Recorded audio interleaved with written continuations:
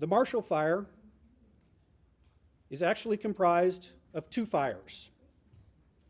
The first started on a residential property at 5325 Eldorado Springs Drive, shortly after 11 a.m. At that location, 6 days before the Marshall Fire, on December 24th, a fire was conducted by the residents on that property, given that there was the large water source on the property and the plan to cover the coals with dirt. The fire department believed the fire was being conducted responsibly. The remnants of the fire were covered with dirt at about 5 p.m. by the residents, and there was no indication between December 24th and December 30th of any additional fire after the coals and ashes had been buried. On December 30th, the high wind event uncovered the previously buried fire, and the embers were exposed to oxygen and blown into the nearby dry vegetation.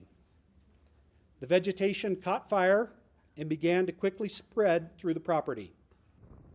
Firefighters then reported that the fire began to make a run to the east towards the Marshall community. And despite their efforts to reposition and try to stop the fire, the winds overwhelmed them.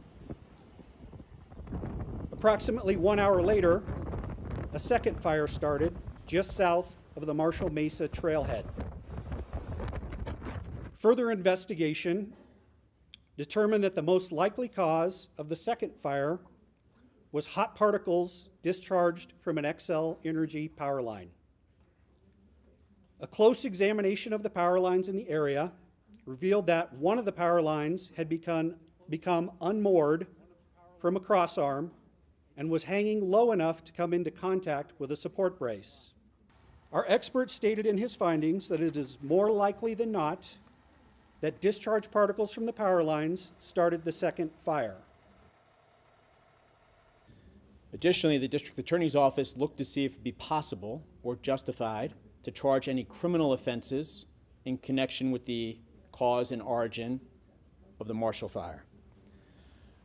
The decision of the District Attorney's Office, which is that there's insufficient or no evidence of a crime having been committed, is consistent with the findings by the Sheriff's Office, investigators, the U.S. Forest Service, and also the experts who worked on this case.